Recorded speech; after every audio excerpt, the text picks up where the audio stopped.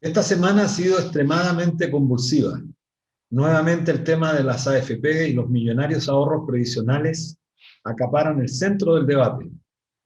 Han sido los últimos 5 años en que el tema de las pensiones aparece como una de las demandas más sentidas por la población.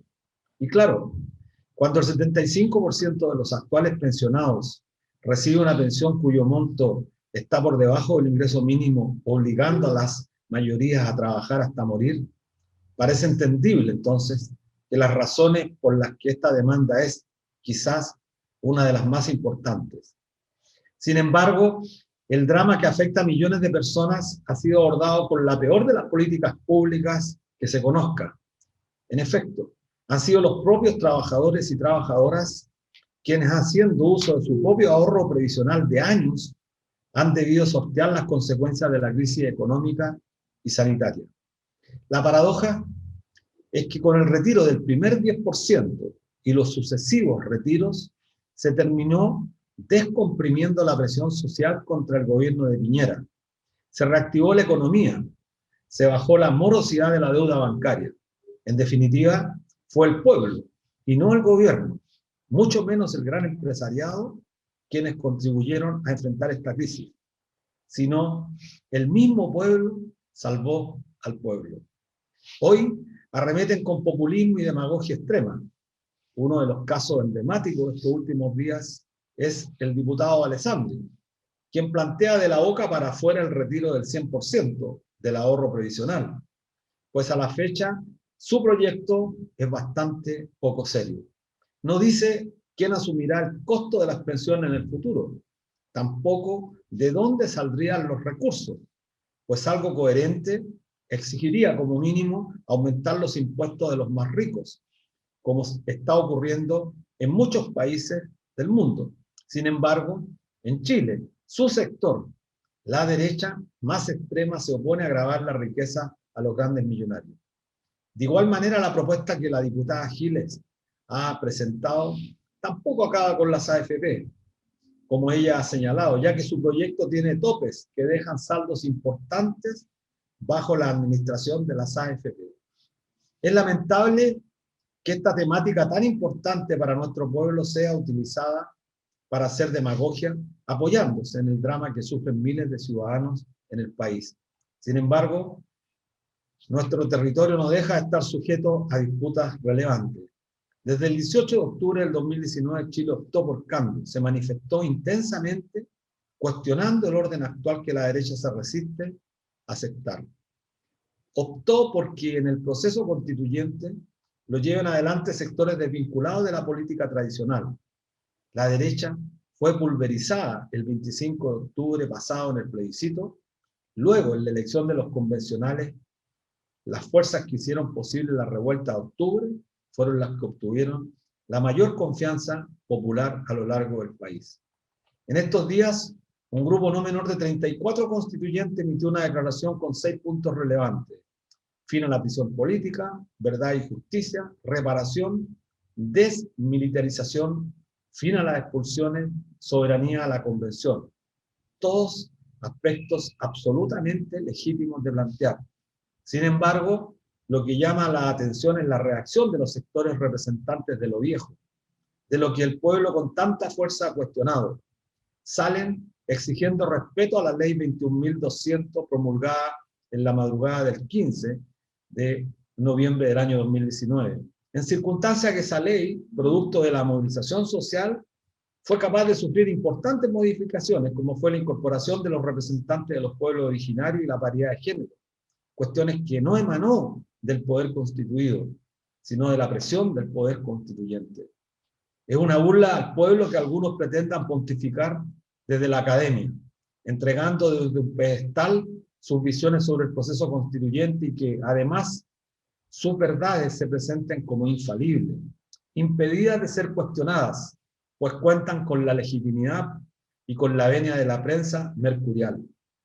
Poco han entendido los representantes de las minorías, la derecha y una parte de la ex concertación, que Chile está inmerso en un proceso irreversible de cambios, que el precio para tal escenario el pueblo lo ha pagado muy caro, Gustavo Gatica y Fabiola Campillay son expresión de ello.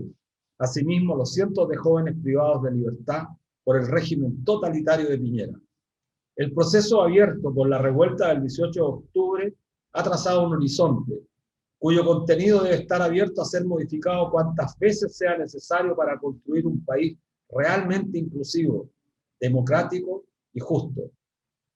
Ceder ante la amenaza del terror, del caos, de la violencia al que acostumbra la derecha para intimidarnos y de la que tiene una larga y vasta experiencia, sería renunciar a lo que por tantos años venimos soñando millones en nuestro país. Sería faltarle y fallarle a nuestra juventud, pero también fallarle a nuestros viejos que sufren hoy una vida miserable. Chile despertó y despertó para hacer de nuestra república un país para todos y todas y acabar con los privilegios de las minorías. Ese es el camino que demandan las mayorías y a ese objetivo no podemos fallar. No tenemos derecho a hacerlo. Hola amigos, amigas, ¿cómo están? Como todos los días, viernes a las 16 horas en un programa de debate social en la Radio Universidad de Chile, la radio que piensa a través de su señal 102.5 FM y a través de nuestra señal online @canal.social. Como todos los viernes bajo la dirección de nuestra directora Ana Muga Sáez y de nuestra querida amiga Miriam Campuzano. ¿Cómo estás, Miriam?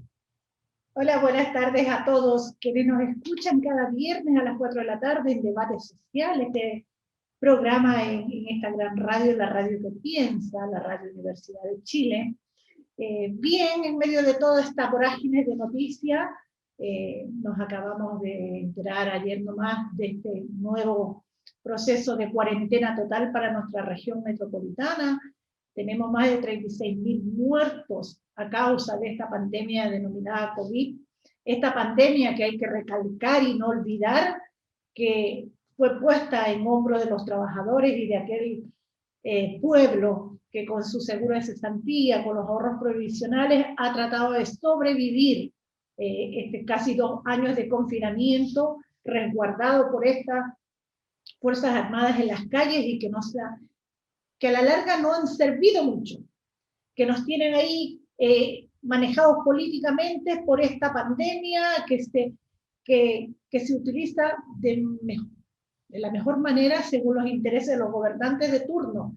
Y tanto así que ya nos cuestionamos, pues Luis, este domingo tenemos elecciones de gobernadores, donde parece que una mujer joven está dejando atrás al candidato del oficialismo, porque así es, y bueno, nos desayunamos que tenemos cuarentena esta semana y no sabemos qué va a pasar con las elecciones del domingo. Si el virus nos va a dar permiso o no, si el virus nos atacará el domingo, si en las 2 horas que los que trabajamos disponemos para ir a votar alcanzaremos o no, una serie de incertidumbres. Sí, bueno, nos parece grave todo lo que está pasando en el país. La desfachatez del presidente Piñera de querer hacer una gira a Europa justo cuando el país está atravesando una de las peores crisis. Es la cobardía, es la mediocridad, la incompetencia de un presidente que nunca ha estado a la altura del acontecimiento que está viviendo nuestro pueblo. Lo más grave, sin embargo, es que el Congreso, que ya no sé qué porcentaje de legitimidad tendrá en este país, que no es capaz de cuestionar esta conducta de este presidente. El Congreso tiene atribuciones absolutamente posibles de impedir que este sujeto se permita esta desfachatez. Yo creo que estamos viviendo una de las etapas, diría, ojalá últimas de nuestra historia republicana, con un Congreso absolutamente decadente, con un Ejecutivo que no da la estatura para lo que nuestro país demanda, y es por eso que el proceso constituyente adquiere una relevancia importantísima. Imagínate tú, diputados de la República, planteando el retiro del 100% de los ahorros previsionales. Lo grave es que a cambio no plantean absolutamente nada. Es decir, gastar todos los recursos y dejar, como la derecha sabe que no va a ser gobierno, dejar al próximo gobierno, sea este cual sea, con una situación absolutamente imposible de gobernar. Estamos frente a una casta política, una clase política absolutamente decadente, que bueno, que nuestro pueblo afortunadamente la está cuestionando. Y ojalá la cuestionemos mucho más. Pero lo paradójico y lo que me llama la atención, Luis, respecto de tu precisión, es que resulta que ahora mucha de la gente trabajadora, la gente dice, le cree este populismo de Alessandri de rescatar el 100% de su ahorro previsional, sí. Y es mentira, cuando ellos mismos tildaban de inconstitucionales, los retiró y claramente lo dice sin propuesta alguna, que es porque ellos ya están convencidos que son perdedores y que no van a gobernar nuevamente en Chile. Para dejar en estado de miseria al gobierno que llegue, sea de la coalición que llegue, y dejarlo desarmado, o sea, ni siquiera hay un respeto por el pueblo. Sí, pero además, totalmente de acuerdo contigo, Miriam, estamos frente a una situación grave, crítica, la ciudadanía tiene que seguir trabajando, estas cuarentenas son cuarentenas francamente ridículas, es en el fondo para mantener a la ciudadanía bajo cierto control político, porque ¿cómo seguimos con toque de queda? Seguimos con confinamiento en la gran mayoría de las comunas, bueno, a todas las comunas de la región metropolitana, según lo señaló ayer el gobierno, y la verdad es que uno viene al centro de Santiago y está repleto de gente trabajando en comercio ambulante, la gente no tiene con qué hacer frente. De paso hay que decir que esta propuesta demagógica, populista de los congresistas que piden sacar el retiro del 100%, es bueno que los auditores de Radio Universidad de Chile lo sepan. 4.620.000 personas no tienen ni un solo peso en las AFP, 4.620.000 personas. El 54% tiene menos de 5 millones de pesos. El 53%, un poquito más del 53%. Es decir, esa gente sacaría, estamos hablando de millones de personas. Entonces esto, en el fondo, esta medida de los congresistas favorece solamente a un 2%, como hemos dicho, que tiene ahorros suficientes que podrían ayudarlo en caso de que se retirara. Así es. Bueno, y este gobierno con tan baja aceptación, el gobierno de unos pocos, en estos días le ha metido el acelerador a la reforma de pensiones, desoyendo totalmente lo que la gente y los cabildos populares han dicho. Un nuevo sistema de pensiones dignas para Chile, quiere meter de pasada el TPP-11, con ciertos voladores de luces, y bueno, este Chile creo que ya se cansó de este estado tutelar, donde al pueblo se le obliga a respetar las leyes, las normas, los carabineros, las Fuerzas Armadas, lo que ellos deciden, pero sin embargo hay otra justicia para ellos. Así es. Bueno, es inadmisible pretender aceptar esta propuesta del gobierno de reforma de pensiones que va a dejar intactas las AFP. Los candidatos a la presidencia cada día se están sacando la careta, están todos por mantener las AFP. Esperamos que la gente de izquierda se pronuncie. Asimismo, también un despropósito el ataque a los 34 constituyentes que emitieron una declaración que está en la absoluta legitimidad. De eso se trata el proceso constituyente, de discrepar, deliberar, contrastar. Y aquí algunos pretenden darnos recetas de cómo debe operar un proceso constituyente. Bueno, nos avisan por interno que nos vamos al corte con un tema musical llamado Zamballe del grupo chileno, Los Blogs, para complacer aquí al querido compañero Luis Messina. Sí, Los Blogs, un gran grupo musical. Nos vemos a la vuelta. Estamos de vuelta en nuestro programa Debate Social, como cada viernes a las 4 de la tarde por esta señal de Radio Universidad de Chile, la radio que piensa, en la 102.5 FM. Hoy nos acompaña el recién elegido constitucional Jorge Marco Baratit Morales, quien es nacido en Valparaíso el 11 de junio, hoy es de cumpleaños, que lo cumpla muy feliz. Él es escritor. Muchas gracias. Comunicador, conocido en un comienzo por la literatura de ciencia ficción y hoy por sus novelas históricas, entre las que se encuentra la trilogía Historia Secreta de Chile, muy conocida, Héroes, La Dictadura y Rebelión, entre otros títulos. Luis. Bueno, bienvenido Jorge, un agrado tenerte aquí en la Radio Universidad de Chile, la radio que piensa. Bueno, fuiste electo en un distrito muy competitivo y bueno, el desafío que tienes es gigante. Te hemos escuchado en distintos foros después de la elección. Hemos compartido, yo diría, en gran parte lo que has sostenido.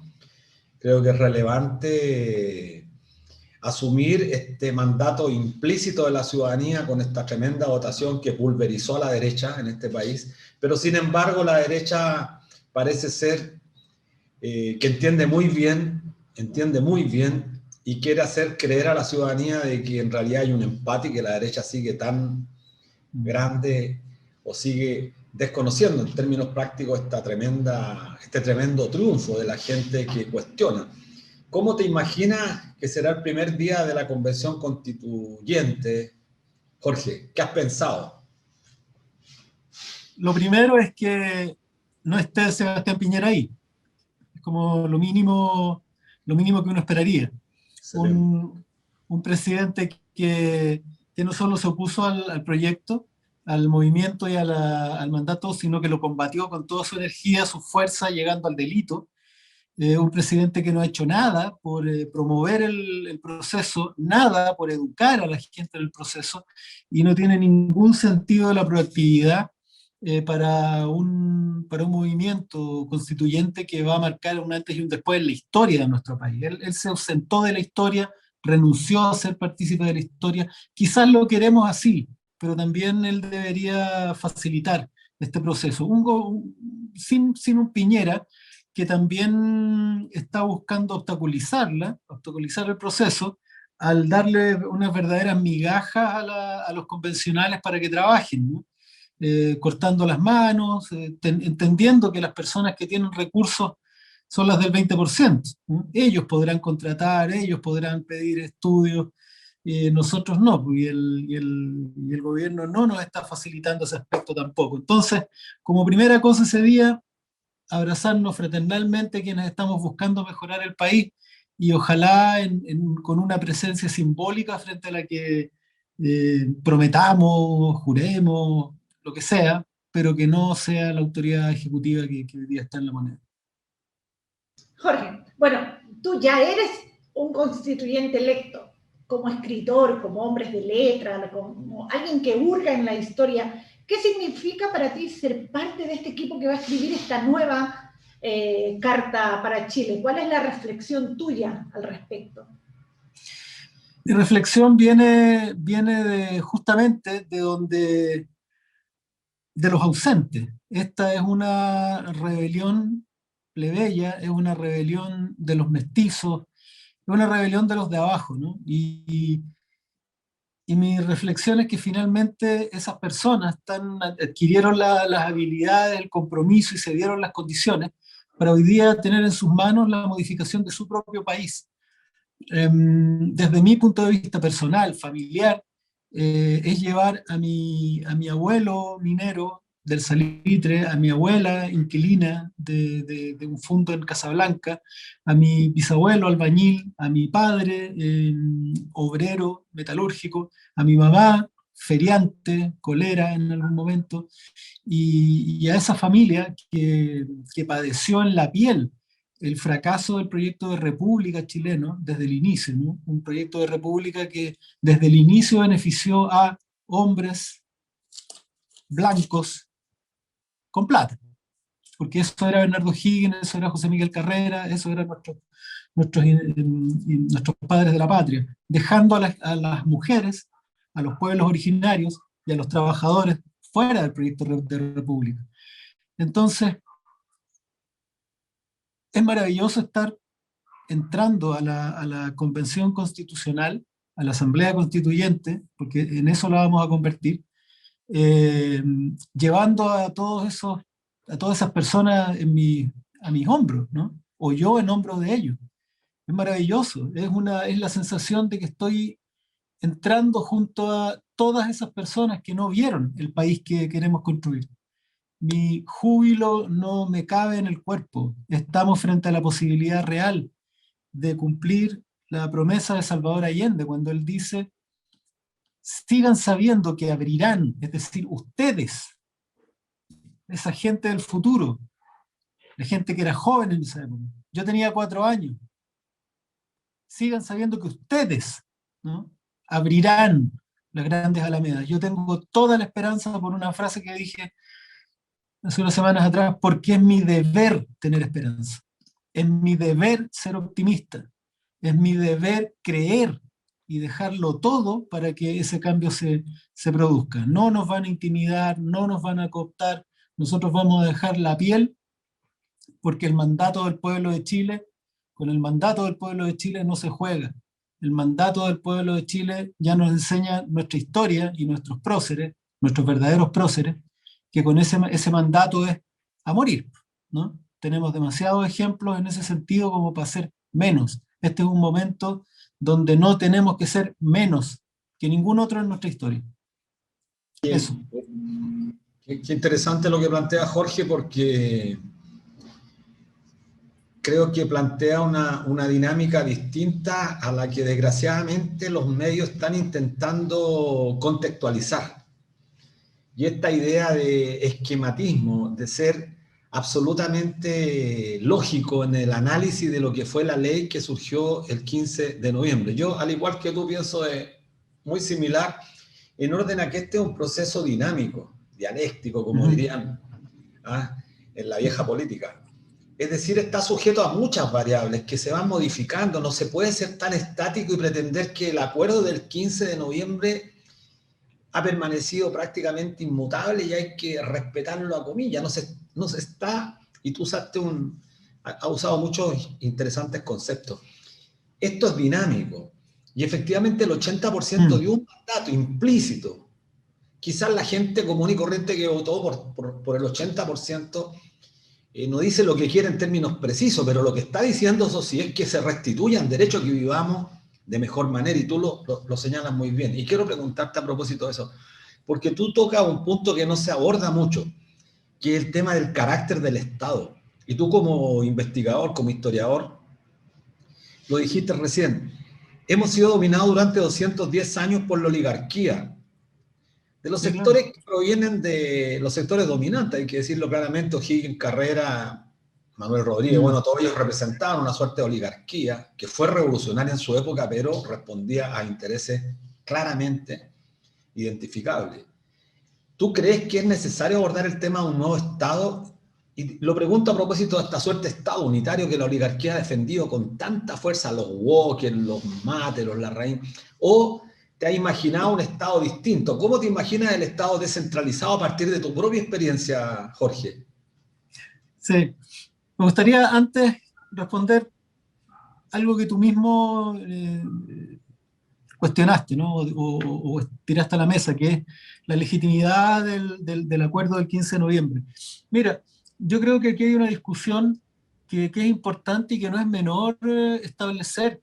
Nosotros estamos viviendo un momento de historicidad, que no es lo mismo que histórico, ¿no? Histórico puede ser un partido de Chile o Brasil. Esto de historicidad se refiere a donde todos tomamos conciencia que somos actores en un proceso que es relevante para la gran cronología del país. Es un momento donde todos somos actores históricos.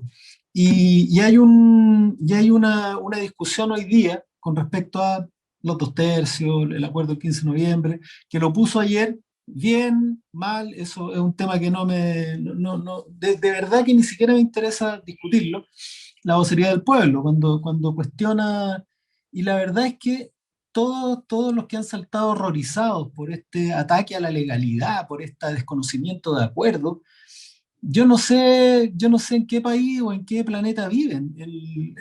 Está para cualquier historiador, tiene claro, yo no soy historiador, pero estoy muy cerca del tema, tienen claro que a la larga, en la gran panorámica, históricamente lo que es válido es lo legítimo. Legal fue hasta el golpe militar del 73.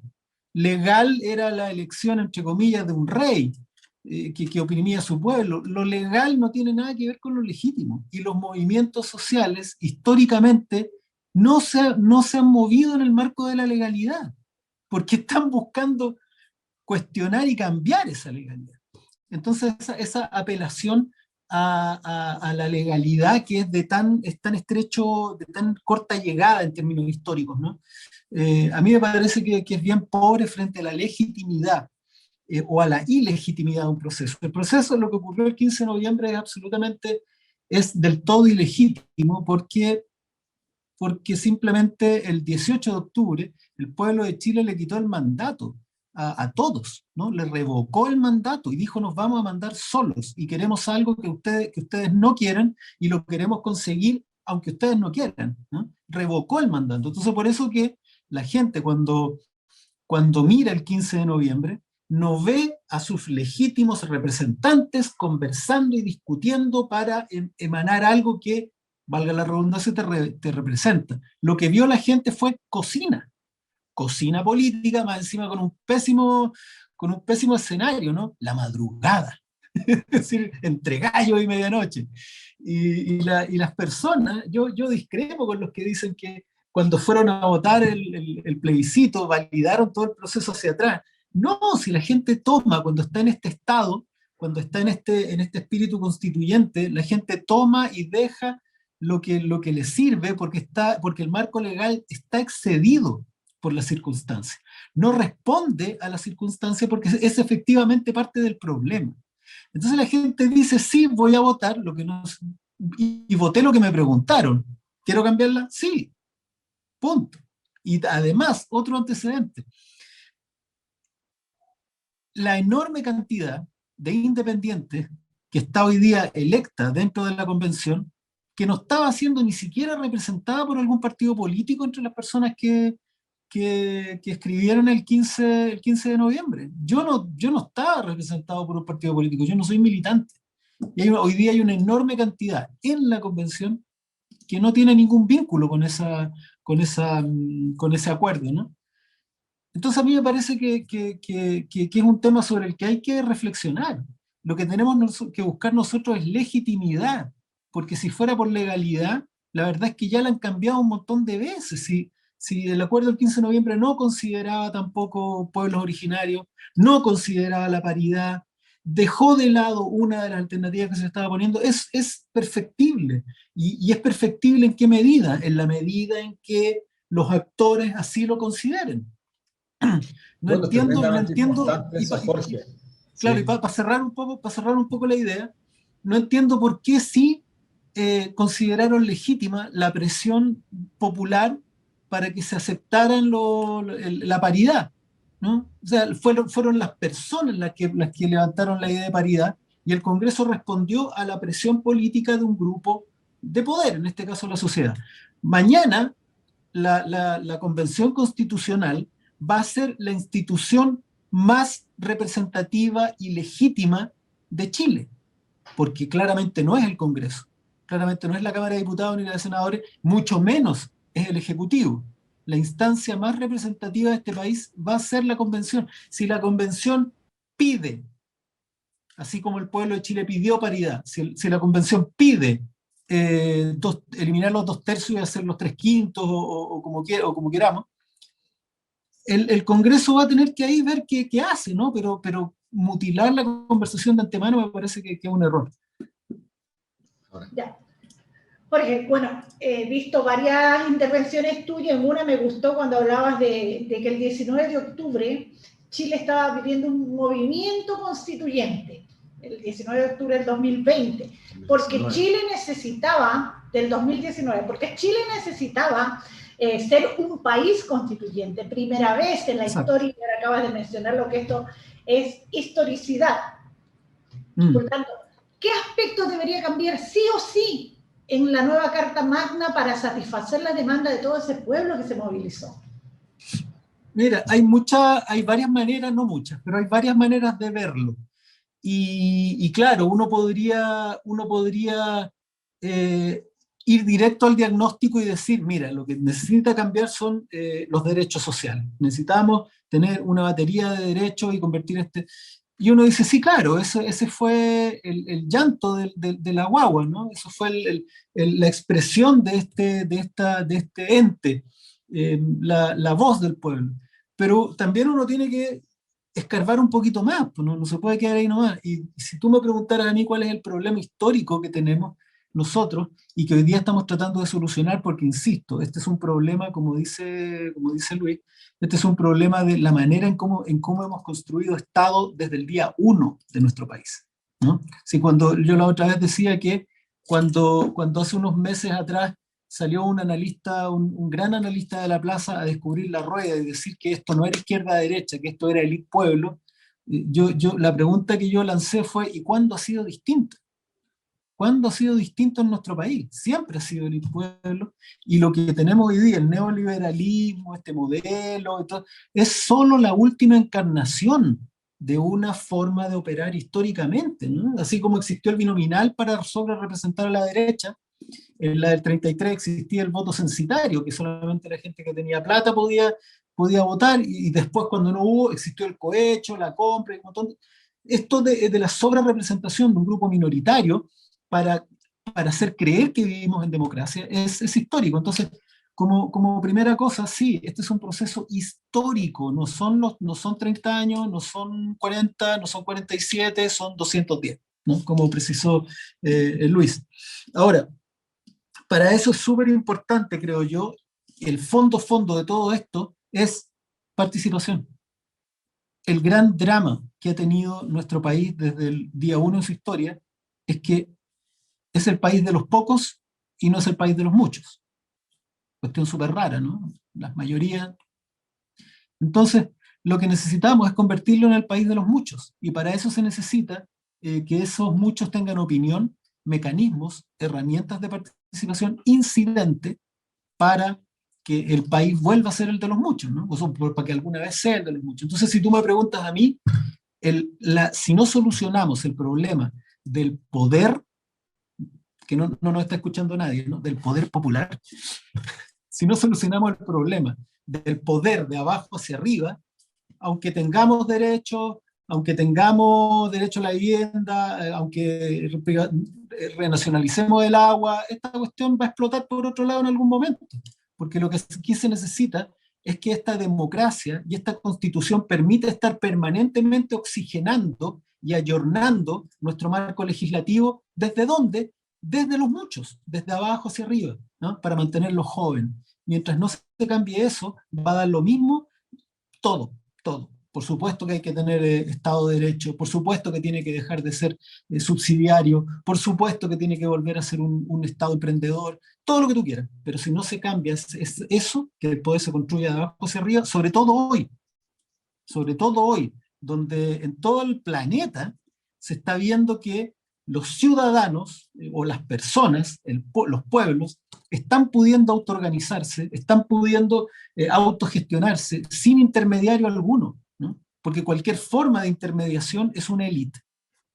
Un partido político, una empresa, incluso hasta de pronto a veces alguna junta de vecinos, ¿no? Toda forma de intermediación está hecha a través de una élite. Entonces hoy día las personas tienen la posibilidad de, sin intermediarios, organizarse, juntarse entre los pares, formar grupos, tener política y acción. Canales de televisión, radios pueden tener grupos de personas. Entonces, el mundo va para allá. El mundo va hacia allá. Construir cualquier otra cosa es contención. Y todos sabemos a dónde llegan los proyectos que buscan contener, ¿no? A una explosión social en algún momento. Sí, me parece muy interesante esta distinción entre legitimidad y legalidad, porque creo que ese ha sido uno de las grandes controversias en los últimos 40 y 48 años. Esta suerte de asignarle a la licitud de los actos una categoría que está por encima de la ética. Y creo que ese ha sido uno de los grandes problemas de nuestra sociedad. Completamente de acuerdo. Me parece muy relevante que tú enfatices en ese tema. ¿Sabes por qué? Porque creo que se pierde de vista el foco del debate, y han salido desgraciadamente algunos a pontificar respecto de la importancia del respeto a la norma, del respeto a la institucionalidad. A mí me preocupa mucho que hayan tantos abogados. No todos los abogados son iguales, pero me preocupa. ¿Sabes por qué? Me preocupa porque podríamos caer en la trampa, y ahí tú dijiste una cosa muy importante, podríamos caer en la trampa de verle a todo el debate un ámbito normativo, es decir, a ver, voy a revisar qué dice la norma para ver cómo puedo intervenir. Eso en el fondo es cercenar la expresión más democrática, es decir, lo que necesitamos: deliberación, discusión, contrastación, confrontación de ideas. Y pero yo creo que la democracia, la que no hemos practicado durante 48 años, es lo que tenemos que restituir en este proceso. Si tú piensas A, yo pienso Z, bueno, veamos cómo nos convencemos, y si no nos convencemos habrá que votar. Y las mayorías decidirán. Pero tenemos que permitir el debate. Lo que no se puede hacer en este país es conculcar nuevamente a partir de la norma esta iniciativa. Mira, lo que sugirieron los 34 convencionales constituyentes, que cualquier persona puede decir, mira, yo no estoy a favor, estoy en contra, estoy a favor, pero lo que no se puede negar es el legítimo derecho a exponer estos puntos de vista. Exactamente. Entonces te quiero preguntar, Jorge, sobre ese particular, porque Son 6 puntos los fundamentales: fin a la prisión política, nosotros estamos de acuerdo, especialmente la exagerada prisión preventiva que ha impedido de estar en libertad a muchos muchachos, pero hay muchos temas: verdad y justicia, reparación, desmilitarización del Gualmapu, temas relevantes que se pueden abordar de distintos ángulos, y aquí el debate es fundamental. Yo te quiero volver a preguntar, Jorge, porque me interesa mucho tu opinión sobre el Estado, porque tú has leído varios textos. Es importante esto, partir viendo el Estado. ¿Qué entendemos por Estado? Y este Estado va a estar centralizado, va a ser un Estado descentralizado, pero de verdad, ¿cómo lo podríamos imaginar? Las macrozonas. Mira, todo esto parte, mi raciocinio parte de esta realidad sociológica. El pueblo ya no es masa. Entonces, cualquier política de masa hace rato está media complicada. Porque la verdad es que lo que hay hoy día es que producto de dos factores. Uno, la globalización o la globalización del, ¿cómo llamarlo?, la extensión en algún momento del neoliberalismo y su forma de ver el mundo, que es de extrema individualización, caló, está bien, es así, es parte del paisaje. Y esa individualización se vuelve también, se vuelve una manera de identificación personal, búsqueda de identificación personal. Y hoy día, antes, cuando tú veías un montón de obreros, tú suponías que tenían necesidades parecidas, y todos sufrían de bajos sueldos, de problemas de previsión, de problemas de vivienda, y tú actuabas en función de eso. Hoy día, cuando tú ves a una cantidad de 50 personas, uno es vegano, el otro es feminista, el otro es ecofeminista, el otro es ecofeminista vegano, pero no animalista, unas son feministas, y hay toda una acumulación, una fragmentación, una acumulación de posiciones que genera una fragmentación política más o menos importante. La forma de subsanar esto es escucharlos a todos y actuar a través de los mínimos comunes y la flexibilización de las relaciones. O sea, los que son eco-veganos feministas se van a conectar para hablar con un tema ecológico con un grupo de medio ambiente, y se van a conectar a lo mejor con los veganos no animalistas, pero solo para hablar un tema. Y después van a retroceder y se van a reconectar a través de temas específicos. Eso que es la manera como está empezando a ocurrir, creo que va a ser un poco la forma como también va a operar, dada la enorme cantidad de particularidades que hay en la convención, va a operar así también. Ahora, ¿por qué me mando este preámbulo? Porque hoy día cada uno quiere ser protagonista de su propia causa, ¿no? Y la variedad de causas, y esas causas se tienen que expresar de algún modo. Hoy día el mundo exige participación de abajo hacia arriba a través de esas particularidades.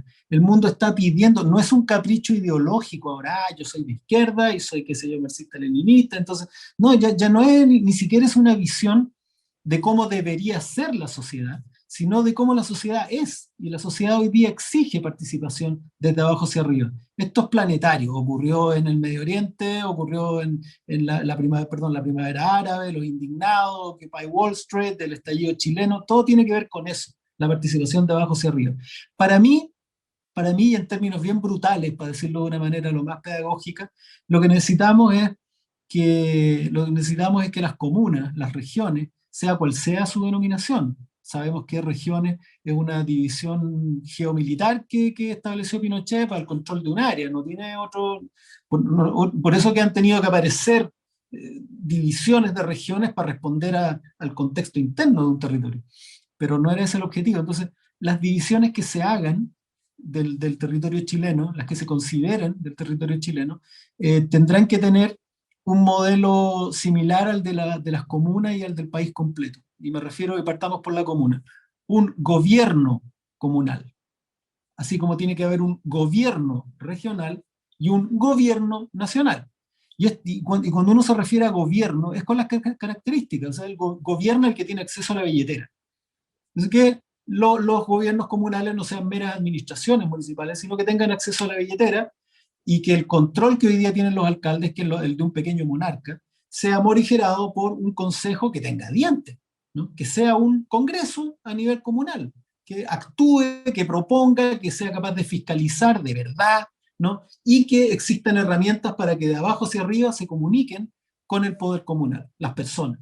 Ese fractal debería repetirse a nivel regional también, donde el gobernador debería tener las atribuciones que hoy día no tiene, porque hoy día es bien light el cargo, y hacia abajo debería tener su Congreso, y hacia más abajo debería tener sus herramientas de participación regional. ¿Por qué no me parece tanto el modelo federal, ¿no? Si bien estoy más cerquita del modelo federal que el actual, ¿no? Con lo que yo planteo. Porque creo que sigue una lógica neoliberal el modelo federal. Porque si uno lo nota, las regiones que más reclaman son las más ricas, ¿no? La región que más reclama por federalismo es Antofagasta, por ejemplo, donde hay la plata, pero corre, parece los precios son de Europa en esa ciudad. Entonces yo el otro día hablé con ellos y les dije, mire cómo se nos ha metido en la guata lo neoliberal. Les dije, porque ustedes son de izquierda y están proponiendo un federalismo, pero que en realidad tiene esa característica, ¿no? Oye, si nosotros ganamos más plata, que la plata se quede acá. Y la verdad es que nosotros tenemos que actuar desde la comunidad, no solo de nuevo por capricho ideológico, sino que porque hay quienes tienen menos y quienes tienen más, y de alguna manera tiene que haber vínculo entre esas regiones, y si hay federalismo, no lo hay, ¿no? Entonces, qué interesantes reflexiones que estamos recibiendo aquí, Luis, con Jorge Paradit en este programa Debate Social. Y bueno, me recordaba una entrevista tuya, Jorge, que le hiciste al juez Daniel Urrutia en el mes de abril, y que se acorroncha, de paso, por la dureza que se calificó al Poder Judicial con calificativos como arcaico y injusto, que no dejan de ser, ¿verdad? Y que beneficia al poder económico, llegando a la conclusión de que se requiere una refundación. ¿Qué cambios debería hacer el Poder Judicial para que realmente este poder garantizara los derechos de las personas? Mira, el primero sin duda es que tenemos que cambiar el régimen presidencial, todo esto articulado con lo que yo estaba diciendo antes, ¿no?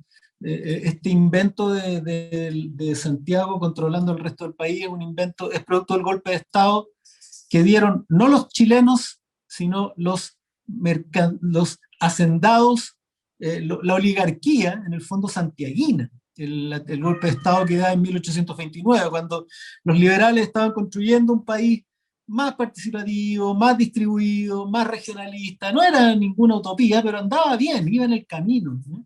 Bueno, dan un golpe con Portales, José Joaquín Prieto, e instalan en el fondo lo que de verdad es, no es la república, sino que lo que instalan es el sistema colonial disfrazado de república, con el mando en los oligarcas santiaguinos, ¿no? Esto es el golpe de los santiaguinos. Eso es lo que inaugura nuestro Estado, y que hasta el día de hoy se mantiene de una manera más o menos igual. Es Santiago que le da un golpe de Estado. Hay que recordar que en muchos países existen distintos ejércitos.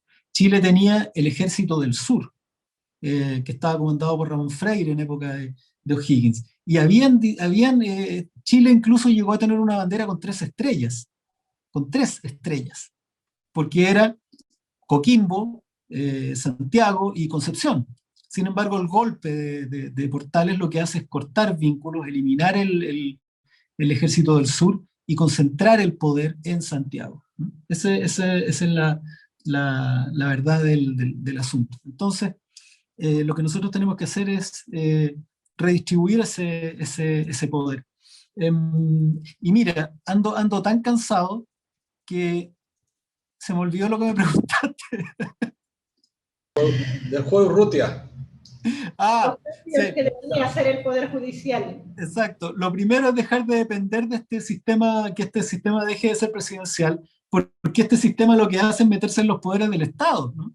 Este régimen presidencial le indica al Senado que revisa primero, que después le puede poner veto, y en el caso del Poder Judicial tiene el enorme, gigantesco y determinante poder de quién asciende y quién no, ¿no? Entonces lo primero es eliminar de las facultades del presidente de la República de determinar los ascensos. Eso es ridículo. O sea, hay que darse cuenta nomás que durante el estallido social, en La Serena, en Valparaíso, en Concepción y en otra ciudad más que se me escapa, los jueces emanaron o decretaron, no sé cuál es el término apropiado, es decir, la eliminación de los fusiles antimotines y del uso de perdigones de las operaciones de carabineros durante las manifestaciones, excepto en Santiago.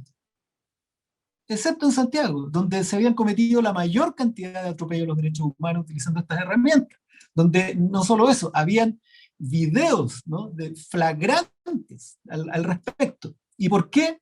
Porque el presidente, nadie iba a actuar en contra del presidente de la República, que los tiene en la mano, ¿no? A quien asciende y a quien no. Entonces, lo primero es eso. Y lo segundo, tiene que haber enclaves democráticos, tiene que estar la intervención, la intervención del pueblo de Chile y su decisión en esto, ¿no? Y por supuesto, también tiene que haber revocación de mandato popular electo, incluso para esas autoridades. Esa revocación tiene que existir. Ese poder de revocación popular tiene que existir. Así es. Oye, Jorge, bueno, muy importante la pregunta que hizo Miriam, porque quiero aprovechar en esta ocasión de reivindicar también la figura del juez Urrutia, que son aquellos casos en que los sujetos están dispuestos a perder. El juez Urrutia es un juez joven todavía, tiene mucho por delante, no es un hombre que esté llegando ya al crepúsculo de la carrera. Tenía por lo menos unos 15 o 20 años más de carrera y jugó una carta ética. Aplicó el derecho en sus fuentes primigenias, es decir, buscando hacer justicia. Claro, justamente a propósito de lo que dijiste al comienzo, buscando esta suerte de, a veces, enfrentamiento que tiene la licitud de un acto con la legitimidad de un acto. Entonces, contextualizándolo en un momento político, el juez aplica el derecho en función de la justicia, y creo que eso le valió una presión indebida de esta institución Poder Judicial. Porque después, luego de la determinación del juez de dejarlos liberados a prisión en domicilio, bueno, les remitieron esa pena y hoy día muchos de esos jóvenes están detenidos. Gravísimo. Entonces, en este programa, Miriam y, bueno, Jorge, aprovechemos de rendirle un reconocimiento al juez Urrutia. Pero quiero ir a la última pregunta, Jorge. Sí. Esta semana ha sido una semana de mucha confrontación, parece que la derecha acostumbra a colocarnos en escenarios beligerantes para que nos inhibamos del debate. Yo creo que esa es una estrategia que la ciudadanía tiene que tener presente. Ellos nos generan un estado de caos. El caos es lo que ha generado todo este conflicto. Mira, el tema de la controversia por la carta de estos 34 constituyentes. Pero además, esta semana se hace el anuncio de un diputado que no lo va a llevar a la práctica, que es el retiro del 100% de los fondos de pensiones en una actitud absolutamente demencial. Mira, el objetivo es, y ahora se ha estado leyendo entre líneas, es que como saben que no van a hacer gobierno, saben ellos que no van a hacer gobierno, porque hay un 80% muy categórico, entonces están levantando la política anticomunista contra Jadwe. Entonces, ¿qué pretenden? Dejar al Estado sin ningún peso. Entonces, imagínate que se le devuelve todo el dinero a los trabajadores, trabajadoras. Entonces, alguien va a tener que pagar las pensiones después. Y ese va a tener que ser el Estado en una situación de crisis económica, crisis sanitaria. Entonces, el gobierno va a durar 3 meses porque el pueblo, asusado por la derecha, que para eso es bastante experta, va a salir a exigir, bueno, derechos.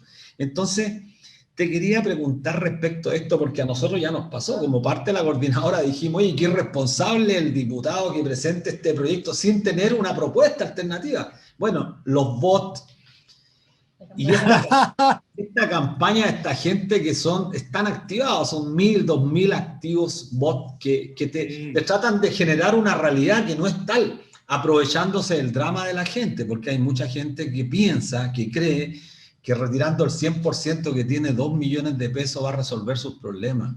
Entonces juegan con el drama de la ciudadanía, juegan con el drama. ¿Qué te ha parecido esto en el contexto del debate constituyente, Jorge? No, me parece que hay que tener mucho cuidado, porque junto con celebrar que la derecha no obtuvo el tercio, también hay que tener claro que si hay algo que la derecha y la gente que funciona como ellos no acepta, es perder, ¿no? Entonces no es que vayan a aceptar su condición de minoría, no es que vayan a decir, sí, ustedes ganaron, tienen toda la razón, me voy a quedar tranquilo en mi posición de 20%. O sea, es pecar de una ingenuidad ya rayana con la estupidez, ¿no? Ellos van a actuar. Entonces el problema de no tener el tercio es como acorralar un gato. Van a echar mano a los rajuñones y a todas las herramientas espurias que ellos dispongan en la historia, ¿no? Esto no es un prejuicio, al contrario, ¿no? Es un diagnóstico de lo que históricamente han hecho y generar la idea de caos, ¿no? Va desde cuestiones tan groseras como la de autoridad Alessandri, ¿no? Hasta cuestiones mucho, mucho más finas, de comunicación muy fina, ¿no? Hoy día estaba viendo en La Tercera que uno abría una página de reportaje y a un lado estaba Sketcha ofreciendo paz y que íbamos a tomar cafecito el primer día y todos debíamos respetar la legalidad, y al lado estaba la vocería del pueblo con una foto de colores ruidosa, ¿no? Como el caos, era como el caos o yo, siempre, ¿no? El caos o esto que yo digo. Y vamos a tener que estar muy alerta, como tú dices, gracias. Es súper bueno que hoy día tengamos tecnología que nos permita saltarnos los cercos informativos, distribuir nuestra opinión y verdad sin la intermediación de grandes poderes. El Mercurio hoy día lo leen un grupo muy pequeño de gente, y no influye mucho. Nunca he entendido por qué se busca tanto la entrevista con el Mercurio. Y la verdad es que hay que tener ojo con la televisión y la manera como puede intencionar la opinión de las personas, porque va a ocurrir. O sea, ellos no tienen el tercio, pero lo van a buscar de todas maneras. Por eso que mi opinión con respecto a los 2/3 es que hay que revisarlo, porque no entiendo la tranquilidad con que algunos dicen, pero si ya la derecha no tiene el tercio. Estamos hablando de que hay creo que son tres escaños indígenas que son, hay dos creo, o uno que son de derecha, derechamente, y hay otros dos que son proclives. En independientes no neutrales hay varias personas que van a estar dispuestas a votar con la derecha, incluso en unidad constituyente, porque a quien le cabe duda que Fuad Chaín o que Felipe Arboe, ¿no? Y uno dice, sí, pero es poco probable que logren articular esto siempre. Si no es el problema, imagínate que lo articulen para el agua. Imagínate que lo articulen cuando se vote una cuestión así de clave, porque plata para comprar gente también tienen. Plata para comprar gente tienen todos los recursos del mundo para subvertir esta convención. Entonces yo no entiendo la tranquilidad con los 2/3. Esto debe ir a lo menos a unos 3/5 para que sea muy difícil articular un bloque que vete, ¿no? Así que yo por lo menos invito a conversar del tema y a reflexionar sobre el tema. Si algunos quieren convertir a la convención en un poder del Estado extra que lo decida, conversémoslo, y si alguien quiere, oye, actuemos como un grupo político influyente y presionemos al Congreso para que modifique la Constitución y el quórum de los 2/3, conversémoslo, si este es el gran momento histórico para conversarlo todo, ¿no? Lo que no tenemos que hacer es automutilarnos, autocensurarnos, pecar de ingenuo. Estamos combatiendo, sí, combatiendo contra un enemigo, sí, enemigo, porque esta misma gente mataba a personas. A mí no me vengan con que no. Ellos han actuado así toda la historia de Chile. Toda la historia de Chile. En sus momentos de mayor poder y en los de menor poder. Matan gente. Sorry. Entonces, no hay que pecar de ingenuo y hay que estar preparado para una lucha que va a ser en algunos momentos encarnizada, ¿no? No podemos pecar de ingenuo. Te agradezco la sinceridad, pero sobre todo la claridad en las últimas palabras, porque creo que son expresión representativas de la inmensa mayoría que no ha tenido la posibilidad de expresarse, Jorge, así que te lo agradezco sinceramente, Miriam. Bueno, estamos llegando al fin en este programa Debate Social con estas interesantes opiniones de Jorge Baradit, constituyente electo por el Distrito 10 y quien estará a cargo de la representación del pueblo allí, y a quien agradecemos eternamente. Estás de cumpleaños, abriste un espacio para nosotros, muchas felicidades. Feliz cumpleaños, sí. Un abrazo, Jorge, que te vaya muy bien. A nuestros auditores, cada viernes a las 4 de la tarde los esperamos. Chao, chao, que estén muy bien. Chao, gracias.